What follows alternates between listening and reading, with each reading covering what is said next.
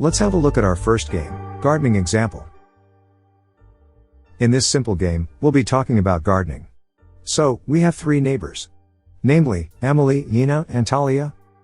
And at the intersection of three residents, there is a garden that the three neighbors share the same garden. Each resident has been asked to contribute a flower garden. So, the players will choose either to contribute or not. In the end, if most of the players contributes, the garden will be renewed and become a better garden. Before we dive into the game, let's check the rules and possible outcomes. For the simplicity, let's look at the story from Emily's perspective.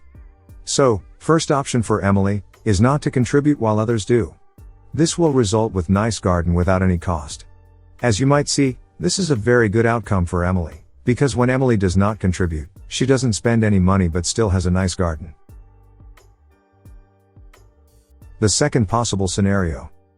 You are not going to contribute, and at least one of your neighbor is also not going to contribute. This will result with bad garden without any cost.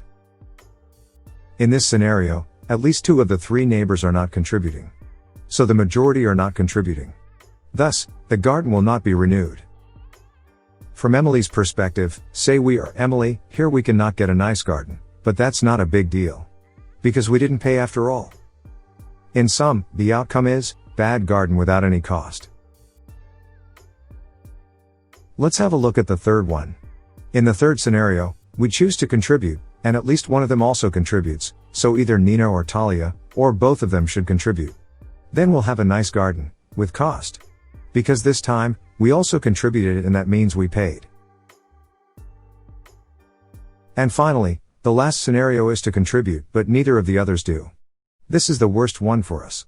We paid for a nice garden, but Nina and Talia didn't. So, we cannot have a nice garden although we gave money for it.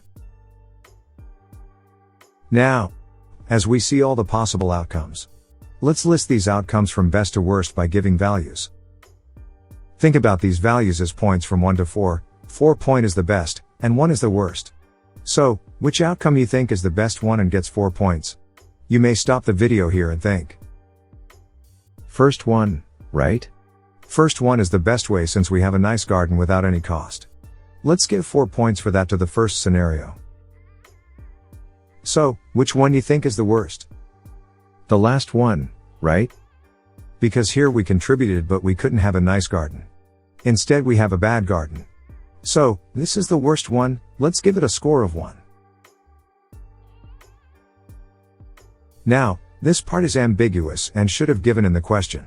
Let's assume that having a nice garden is better than having a bad garden, although if you have to pay. Then, we can say that the third outcome is better than second one. Now that we have the points of different outcomes, we can draw the game tree in the next video.